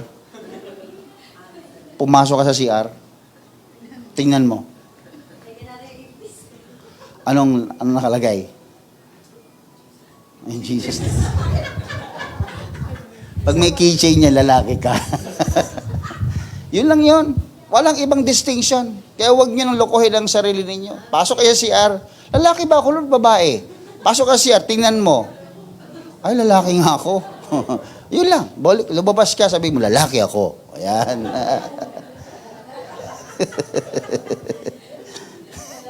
Lalaki ako. Diyos ko. Darating na talaga si Lord. Hallelujah. Sa kababaihan naman, ang buhok. Bakit pag ang kababaihan, mga kapatid, natitisod, ang buhok ang pinagdidiskitahan? Bakit? Revenge? Tama. Kasi ang buhok, rebellion yun pag pinutol mo yan eh. Tingnan nyo. Basahin natin. 1 Corinthians 11:1. Hanggang 16 yan, mga kapatid. Okay. Mahaba-haba pa ito. Okay. Verse 1. Be ye followers of me, even as I also am of Christ. Now I praise you. Pwede bang dagdagan natin yung ano? Medyo nangangat. Now I praise you, brethren, that you remember me in all things, and keep the ordinances as I delivered them to you. But I would have you know that the head of every man is Christ, and the head of the woman is the man, and the head of Christ is God. Every man praying or prophesying, having his head covered, this honoreth his head. Yan, alam na at malalaman natin kung ano yung covering mamaya. Kapag may lalaki daw na nananalangin, nagpe-perform, nagpe-preach, na may cover yung kanyang buhok, yung ulo, may lambong, dinidishonor daw namin yung head. Sino yung head? Si Christ. But every woman that prayeth or prophesieth with her head uncovered, walang lambong, walang takip ang ulo, dishonoreth her head. Sinong head ng babae? Ang lalaki. For that is even all one of his she were shaven. Para mo na rin siyang inahitan. Yung ganung senaryo na kung saan nagpe-pray siya, nagmi-minister siya na walang cover ang buhok niya, para na rin siyang inahitan ng itsura niya. Yun ang pananaw. Number 6. For if the woman be not covered, let her also be shorn. Tingnan nyo? Kung hindi ka na rin lang maglalambong, kung hindi ka na rin lang magko-cover ng ulo mo, edi magpaahit ka na lang. Magpakalbo ka, sabi diyan.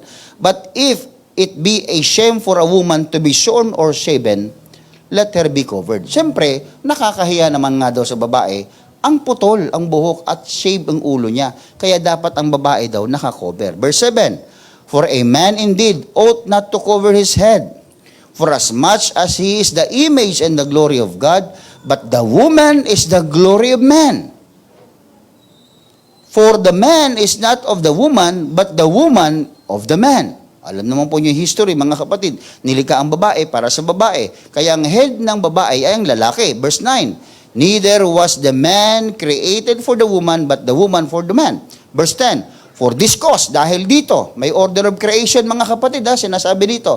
For this cause, dahil dito, ought the woman to have power on her head because of the angels. 11, nevertheless, neither is the man without the woman, neither the woman without the man in the Lord.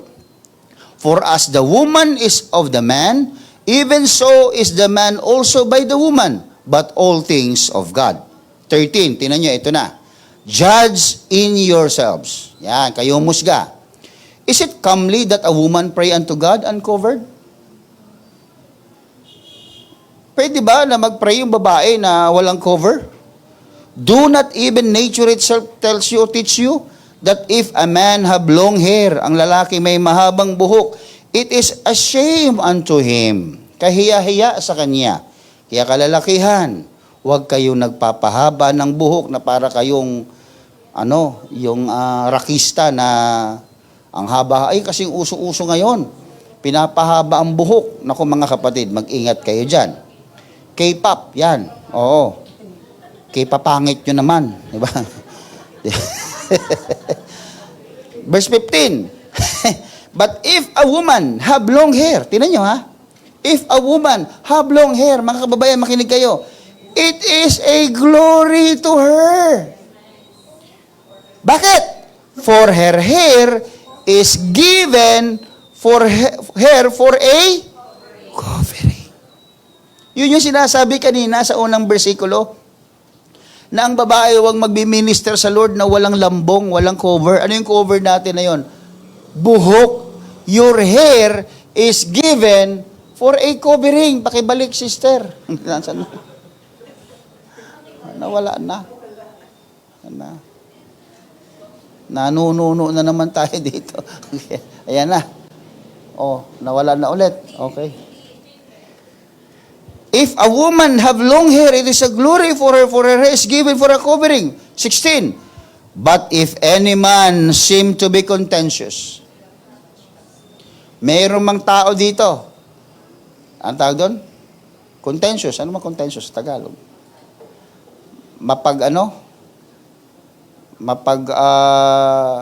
Sa Tagalog nga. If any man seems to be contentious, yung mga, nakikipagtalo, nakikipag-argumento. Ngunit kung may gusto pang makipagtalo tungkol dito, wala akong masasabi kundi ito. Sa pagsamba, wala kaming ganoong kaugalian, gayon din ang mga iglesia ng Diyos.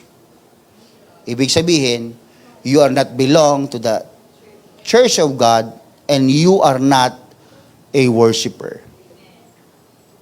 A true worshiper always bear in their mind na hindi sila nakikipagtalo, hindi sila nakikipag-argumento o contentious sa tinuturo ni Kristo. Kapag ikaw ay mananamba sa Diyos tapos hindi mo naman sinusunod yung bagay na ito, you are not a true worshiper. And you are not belong to the Church of God, Church of Jesus Christ. Everybody say amen. Ang liwanag naman po, di ba? Kaya babae, huwag kayo nagpuputol ng buhok. Pag kayo ay umaalis sa simbahan, ay, pwede na ako magpagupit. Wala na ako sa UPC. Mga kapatid, hindi si UPC ang savior nyo. Ay, naku, hindi naman na ako sa church na ito magsisimba, kaya pwede na ako bahala, magpapasyete ako. O, 7, yung buhok niya, 7. Alam niyo mga kapatid, kahit wala na kayo dito, ang susundin naman ng Panginoon, ang reference ng Panginoon sa inyo, hindi naman yung UPC. Ang reference ng Panginoon sa inyo, yung inyong pagsuway sa utos. Everybody say amen. Kaya maging maingat po tayo. May tanong ba dyan mga kababaihan? Mayroon ba kayong dyan? Sister Evelyn.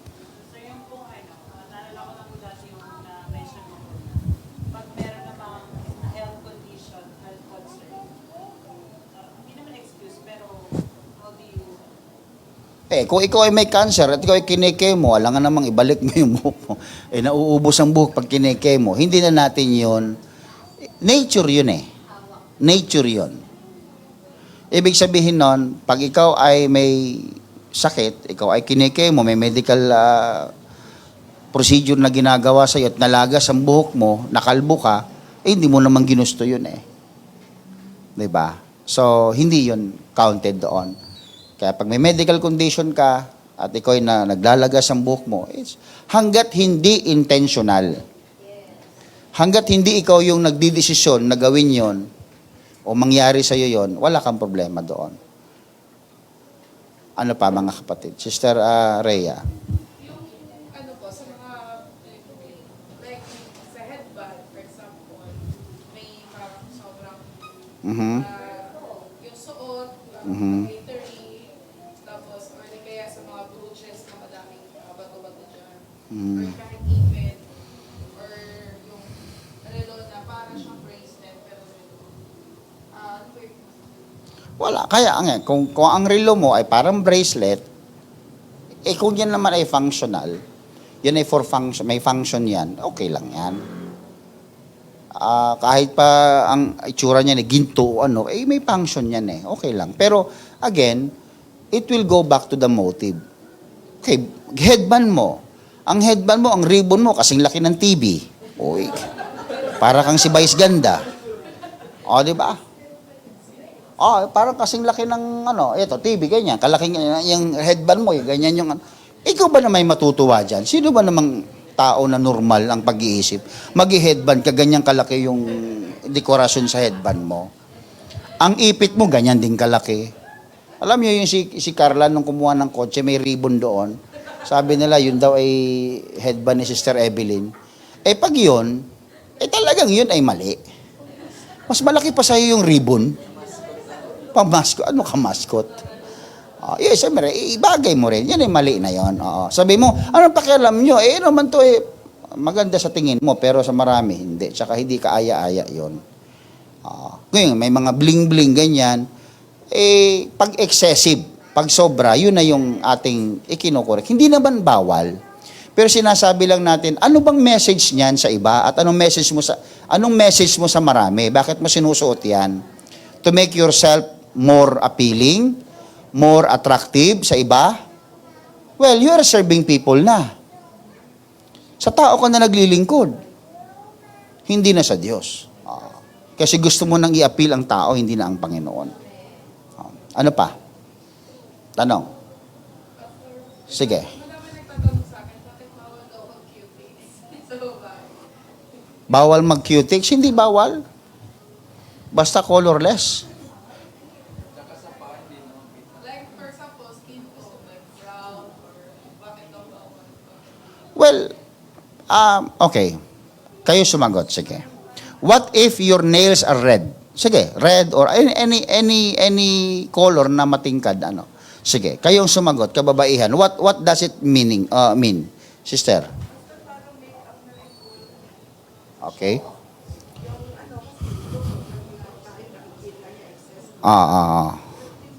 Okay.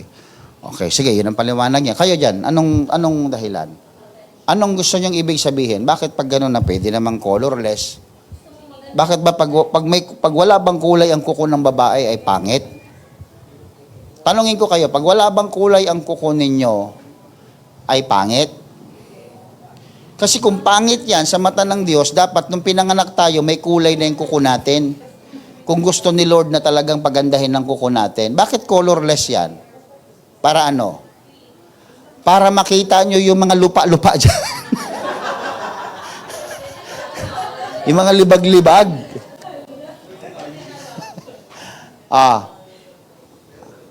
Ako, ang tawag dyan, manicure.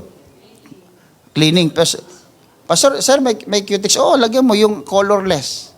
Ang tawag colorless, Kasi clear yun. Maganda. Ang point doon, magandang neat katingnan.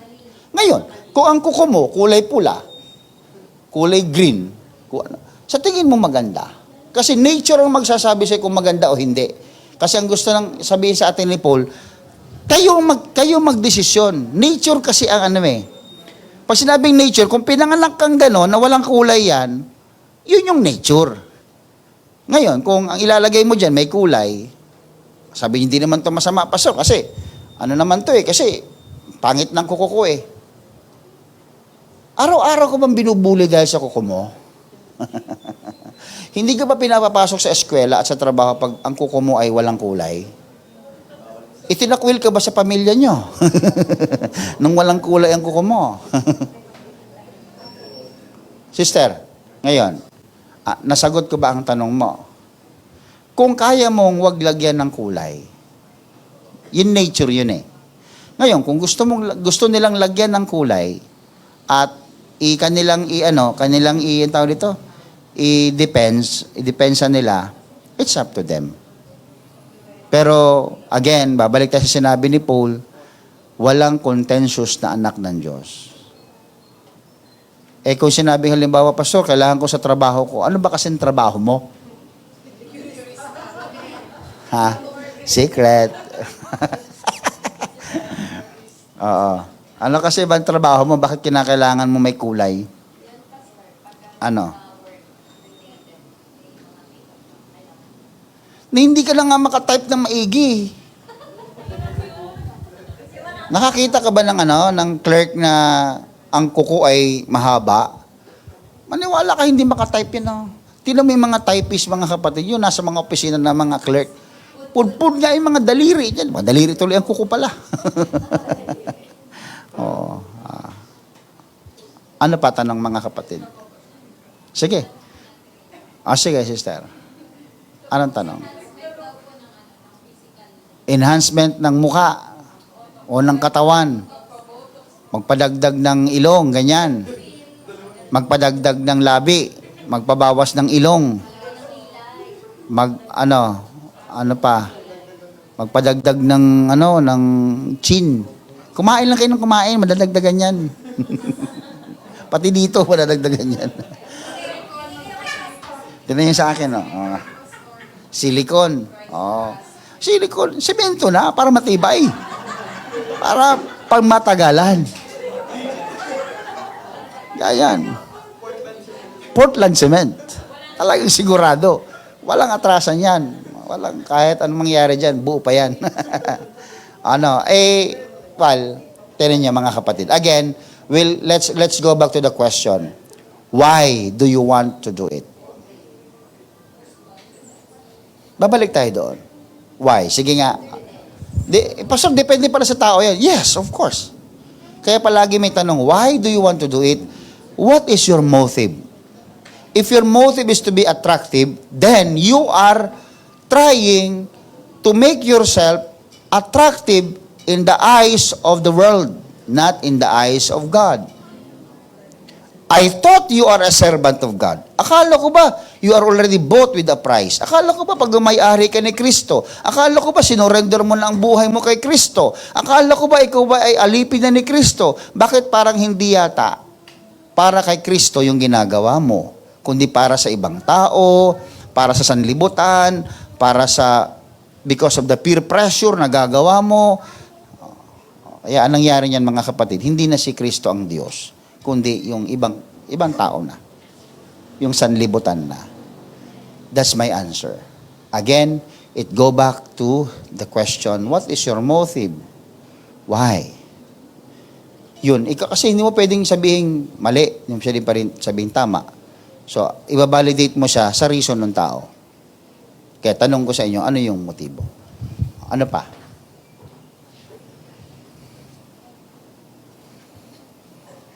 Sister Carla.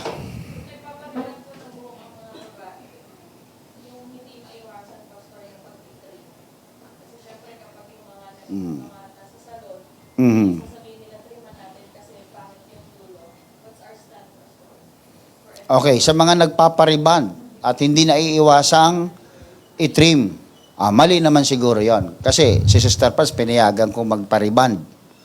Pero ang kabilin-bilinan ko sa kanya, wag mong ipatitrim. Kasi rebanding is grooming. Kung hindi mo alagaan yung buhok mo, magiging matikwas yan. Diba? Hindi naman nakadrugs, pero sabog. So, ngayon, magpa-reband kayo. Grooming yun eh. Ginugroom nyo sarili nyo, pinagaganda nyo, pero wag mong puputulan. Kasi yun ang nakalagay sa Biblia. Hindi naman sinabing wag magsuklay eh. Ang sabi lang, wag yung putulin, wag yung ahitan, wag yung paigsiin. Nangyari, pinutulan. Ang ginagawa, para hindi makita ni Pastor, tinatali pag linggo. I'm not your Savior. I'm not your Savior. God is my witness. sa Diyos ka mananagot di sa akin. Kahit humarap ka sa akin ng putol yan, wala kang maririnig sa akin na kinukondem kita. Wala. Kahit magpaahit ka pa, pumunta ka sa harapan ko, sister pa rin kita. Kapatid pa rin kita sa Panginoon. Because it's not me who will one day to be judged. It is you. My role as a pastor is to teach and to motivate you. Encourage you. Let's follow the word of the Lord. Ngayon, kung para gupitan, tatali ko para hindi makita ni pastor, hindi mapansin ng mga kapatiran. Kaya never mo siya nakitang naglugay. Yung iba dito mga kapatid, tatayo sa pulpito, kitang-kita, putol. Diretso, tuwid na tuwid, tapos putol. Kayo ba yung nilapitan ko at sinabi ko, anong ginawa mo sa buhok mo? Pero ngayon, nanonood ka man o nandito ka man, kung ginagawa mo yan, ay husgahan ka ng Diyos. Pag ako nasa likod ng pulpito, mga kapatid, sabi ko sa inyo, magtuturo ako, matisod ka man o hindi. Pero pagbaba ko, wala problema. Friends tayo. Amen. Kasi yun ang role ko eh. Hindi ako substandard. Pero huwag kang masasaktan. Si pastor talaga, alam ko kung sino ka. Alam ko kung sino kayo. Pero I never approach you and condemn you of what you did. Because that's not my role. My role is to teach, not to condemn. Magturo, hindi para mangundina. Hindi para mangusga. Ngayon, kung tatamaan ka sa pagtuturo ng pastor mo, it's up to you. God is talking to you na. Nakikipag-usap na ang Diyos sa iyo. Kaya huwag mo nang gawin. Kaya sabi ko sa inyo, pag gray area sa inyo at malabo, huwag nyo nang gawin. Eh, iba talagang nagawa. Nasasaktan ako mga kapatid. Hindi nyo alam mga kapatid, may gabi na ako ay ginigising ng Panginoon. Napipicture yun sa isip ko.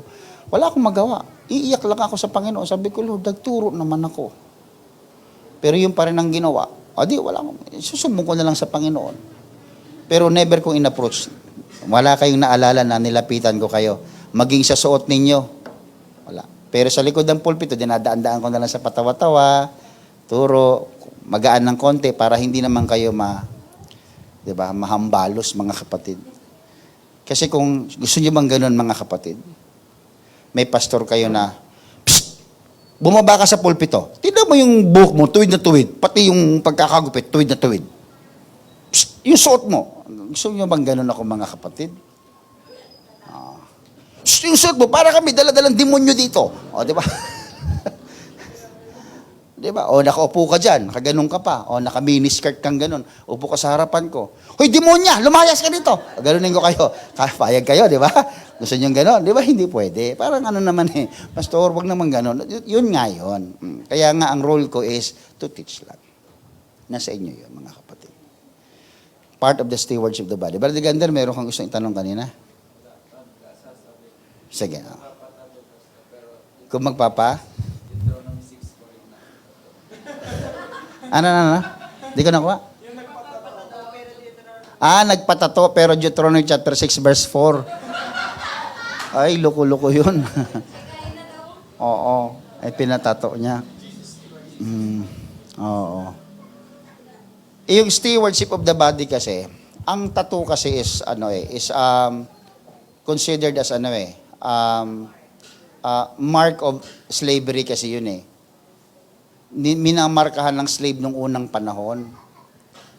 Well, hindi ka naman magpamarka para slave ni Jesus Christ. Iba, nitatato dito yung pangalan ni Kristo. Ganyan.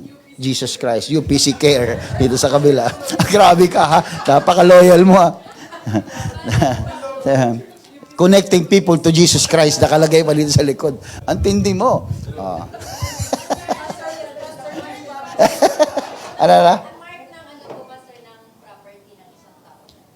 Yan nga. Tinatatakan pag alipin ka at pag-aari ka ng iba. Ngayon, wag nyo nang dumihan. Ang tato kasi mga kapatid is an art. Sabi nila an art na. Ito ay art na daw sa katawan. Pero by history ay hindi nga ito maganda. Ngayon ay art na yan. Dami ng tato. Pero sa atin mga kapatid, hanggat maaari, part ng ating tawag dito, stewardship ng body natin is wag nating dumihan. Sabi ni Paul, present your body as a living sacrifice, Tapos, sabi ng Ephesians 5:26, we should present our bodies without spot and without spot. Tato daw yun. Without spot and blemish, kasama na doon. Our body is a temple of the Holy Ghost. We should glorify God in our body. Nag-glorify ba si Kristo sa katawan natin? Kahit patatuan mo ng maraming pangalan yan, tanong, nag-glorify ba ang Panginoon doon? Ikaw ang sumagot noon. Kung sa tingin mo nag-glorify ang Panginoon sa pagtatato mo ng maraming ngayon, ibig sabihin, nakahubad ka na lang palagi. Kasi gusto mo pang makita ang pangalan ni Jesus palagi sa katawan mo, Jesus Christ. O di maghubad ka palagi. Bakit? Gino-glorify mo si Lord. E di, ang tawag doon, nature itself will tell you, ang paghubad ay hindi naman hindi tama, hindi disente. O di, kahit pa si Jesus Christ na nakatato dyan, wala rin makakakita yan, nakadamit ka eh. So, huwag ka na magpatato. Pamuhay mo na lang si Kristo, makikita pa ng marami. Amen. Again, Paul says that we are not our own. We are bought with a price. We should also be cleansed from all filthiness of the flesh.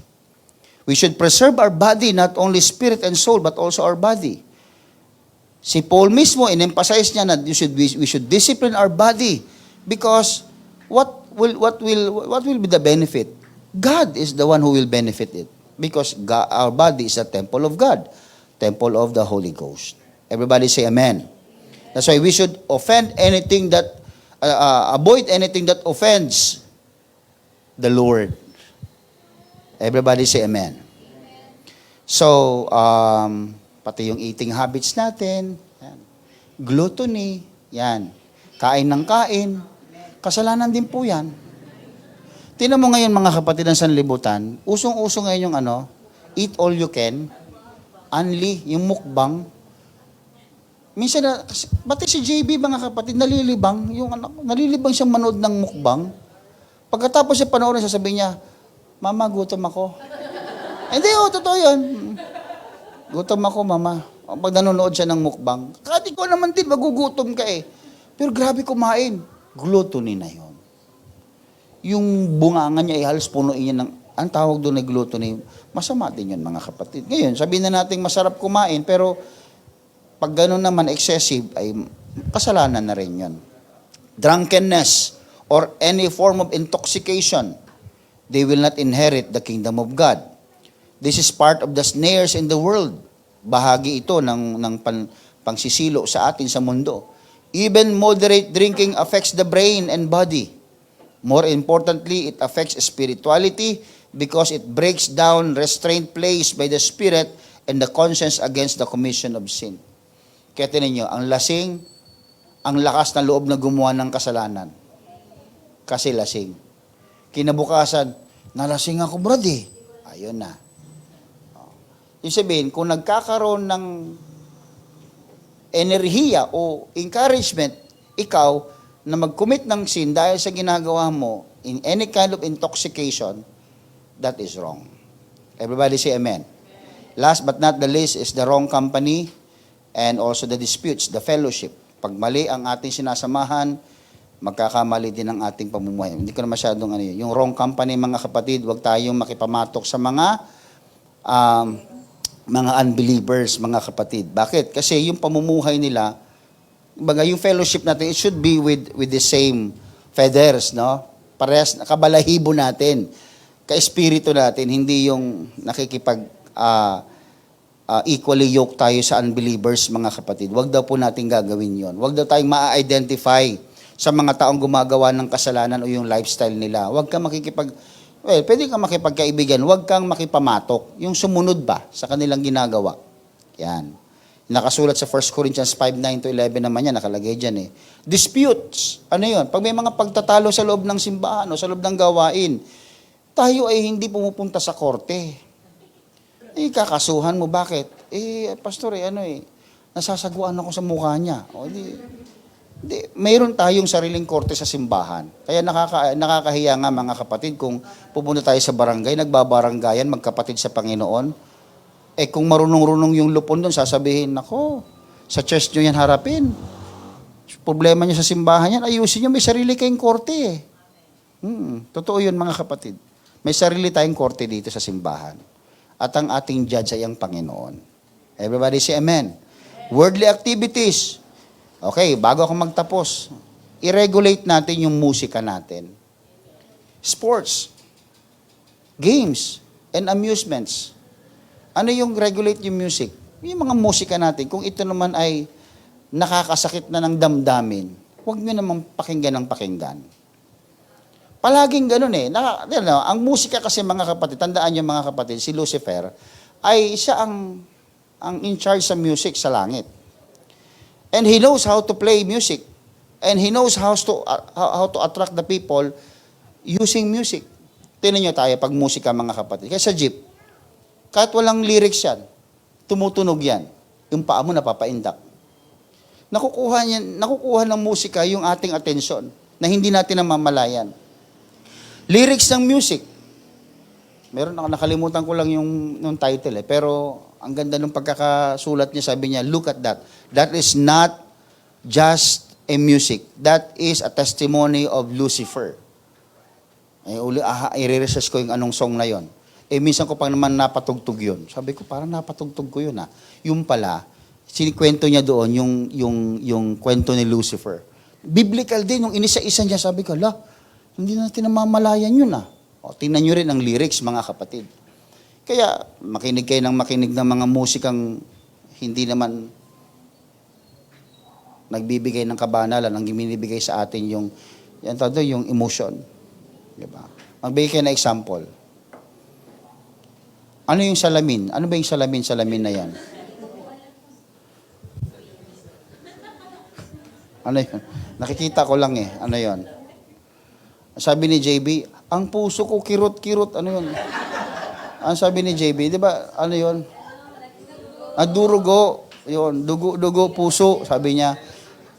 Ayun, ayun nakikita. Ano sa TikTok kasi. Sinasayaw-sayaw niya rin. Sabi ko, itong anak ko Oo. Mag-i-regulate ninyo. Pag sinabing regulate, hindi naman sinabing huwag niyong pakinggan. Huwag niyong madalas pakinggan. I-regulate ninyo. Alam niyo ang madalas yung pakikinggan at alam niyo ang hindi niyo madalas dapat pakinggan. Sports. Anumang sports na magbibigay ng mahalay na kasuotan. Again, kaya nga sa kababayan, pag nagbabalibol, gustong-gustong hapit na hapit. Kung ginagaya niyo yun sila na halos na lang yun. Diba? Huwag niyong gagayahin yun. Pwede kayo mag-sports ng nang hindi naman niyo dapat gayahin yun. Games, amusement. Amusement, paano yung amusement park, pastor? Basta, anumang lugar, anumang ginagawa ninyo na inherent ng parang ng worldly pleasure na nauuwi na sa parang gambling, nauuwi, 'di ba? Alam niyo yung sa SM, yung hulog-hulog coins, yung Tom's World, ganon. Mayaman, nakikita mo, malapit na, bili ka pa ng token. Hanggang sa naka-500 ka na pala. Sugal na rin yun, mga kapatid. Nalilibang ako, pastor. Pwede ka namang maglibang na hindi ka nagsusugal. Ano pa, mga kapatid, yung mga hard rock music. Manonood kayo ng mga tao dito. Ano ngayon? Meron na ngayon yung tugtugan ng anong tugtog natin sa Christian ngayon? Yung Christian na hard rock na ngayon? Ano yan? Ano yan? Planet Shakers. Intro pa lang nag-headbang na yung mga tao. Planet Shakers. Pakinggan nyo yung mga concerts nila. Yun, rock na sila. Wala na yun. Nauuwi na sa hindi maganda. Astrology. Pag ang musika o ano mang ginagawa niya, nagtuturo ng astrology, ng occultism, hindi na po sa Diyos. Again, mga kapatid, these are the practical application for holiness. Ano man dito na medyo malabo sa inyo, please let me know. I-text nyo ako, kausapin nyo ako. Huwag yung parang gagawin yung isang bagay, tsaka yung sasabihin, ay mali pala. Nagawa mo na. Pag may gray area, tawag sa pastor. Kausapin ng pastor. Tinuturo naman natin sa simbahan Amen. May tanong pa po ba mga kapatid? Sister, sige. School uniforms. Okay, halimbawa, ang school uniform ay jogging pants or pants, pang-PE. We allow naman, kung ang eskwelahan ay sinulatan ninyo at hindi pumayag ng eskwelahan kasi uniform nga nila yon, well, you need to abide. Pero susuotin mo lang yon sa panahon na kinakailangan yung ganong kasuotan. O, ba, PE, o, nasumulat ka, hindi ka pinayagan, okay lang, magsuot ka nun. Pero bago ka umuwi, dumaan ka sa dressing room, magpalit ka. Pero sa mga ibang estudyante natin ito, humihingi ng sulat sa akin, sinusulatan ko. Kinukot ko doon yung Republic Act. Kinukot ko rin yung bylaws natin. Sumasagot, yes, okay lang. Kung susuot sila ng skirt. Si Joanna, sinulatan ko yata yung kanyang eskwelahan. Pumayag naman. Oo. Kasi nga, mayroong freedom of religion. Nasa Republic Act tayo. Hindi tayo siningit, mismong may Republic Act tayo. Okay. So ano pa? Yung, ano pa mga gray area na kailangan niyong maintindihan? Meron pa ba? Ano may naisip ko na wala na sa isip ko. Okay, so basta sulat lang kayo kung kailangan sa eskwela, sa trabaho, manghingi kayo ng sulat sa akin, susulatan natin. Okay? Meron pa ba? Wala nang tanong? Wala na. Sige, tayo tayong lahat mga kapatid. Ay, meron dito. Teka lang. Pastor, about po kaya sa mga kababaihan, sabi ni Sister Ruth, na mahabang buhok pero ang dadry na yung buhok. Tapos naisipang ipatrim. Pagsuway na din po ba yun kay Lord? O, ang sagot ay kung hindi mo pa naman alam, nung panahon na tinrim mo yan, okay lang. Hindi mo pa alam eh. Pero ngayong alam mo na, sa susunod, kahit masunog pa yan, na sobrang dry, wag mong ipapatrim. Wag mong papagupitan. Wag. O. Paano mo na lang? Ang tawag yan? Ipa-hot oil mo. Ipa-ribbon mo, ganyan. Pero wag mong pagugupitan. Ulitin ko, hindi kayo ika-count ng Diyos na kasalanan ng isang bagay pag hindi nyo alam na ito'y bawal. But of course, ignorance is no one's excuse in the law. No one is excused sa ignorance. So kaya tinuturo sa atin ito para alam natin kung ano yung tama at ano yung mali. Sister Ruth, okay, kung hindi pa alam, don't be guilty on that. Hingi lang ng sa Panginoon. But she's very brave na sabihin dito mga kapatid yan. Okay. So, salamat sa mga nanonood dito sa gabing ito, mga kapatid. Pagpalain kayo ng Panginoon. Amen. Kung wala nang katanungan sa Bible study, tumayo tayong, Sister Alma, may katanungan. Sige. Any question? Yung mga nagpapalagay po ng kilay, kasi may gusto po ngayon na hindi na to, yung parang buhok na tinatanim, extension. Sa kilay po, yes. Oo, yung parang pinapakapal, pero buhok po, ano po kayo, Pastor? Well, okay. Again, aside from kasi grooming yan eh. Kung ako ba'y nagpagupit, bawal ba? Sa lalaki kasi, bawal ng pahaba. So, nagpagupit ako, part ng grooming yon. Magpatanggal ako ng blackheads. O ang tawag doon? Facial. Yung ba'y bawal? Hindi, kasi nag-grooming yon.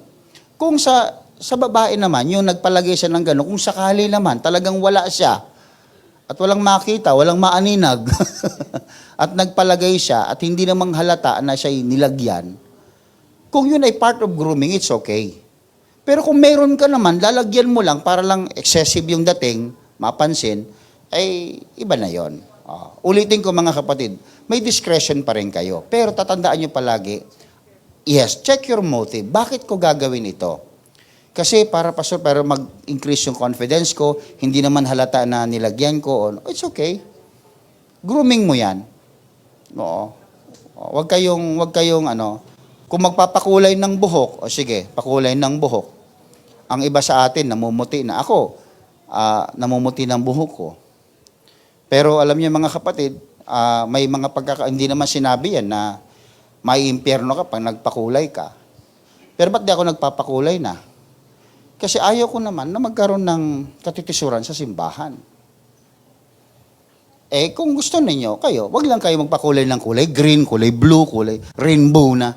Yun na may mali na. Itim lang, natural lang. Natural. Brown, dark brown, pwede yan. Pero yung iba-ibang kulay, hindi na yan. Magpag-groom kayo, mga kababaihan, magpaganda kayo ng buhok ninyo, huwag nyo lang puputulan. Mag-ano kayo? Huwag kayo magpapagupit. Kalalakihan, magpagupit kayo. Kung gusto nyo medyo bumalik sa dating kulay, okay lang yan. Huwag nyo lang yung talagang, ano ba yung kulay mo, Brad? Ano, iba lang yung kulay ng buhok mo, ha? Parang gold, gold na. Gold ka na ngayon. Parang golden retriever yan. Yan, pwede yan. Magpagwapo kayo. Magpaayos kayo. Amen. Magpaganda kayo, kababae, magpaganda kayo. Hindi nyo kinakailangan mag-makeup. Pulbo, pastor, pwede magpulbo. Yan. Basta wag lang yung para kayong para kayong sasayaw sa kabaret. Nung unang pasayaw, kabaret kasi yan. Ha? Ano na? Ano na? Yung dito? Ay, papatanggal yung leeg? Ay, pabawasan dito. Pag nagpulbo, di, sama nyo yung leeg nyo. Wala kayo. Ako, nagpupulbo ako kasi nangangati yung, pag hindi ako nagpupulbo, mga kapatid. Pero, hindi bawal yun, ha? Hindi mapupunta ako sa impyerno dahil nagpulbo ako. Kasi, pastor, nagpulbo. Ano ngayon? I-press ko, eh. Pero hindi ako nagpapaganda sa inyo. Ha? Okay. Okay, mga kapatid, kung wala nang tanong, tayo tayong lahat, mga kapatid.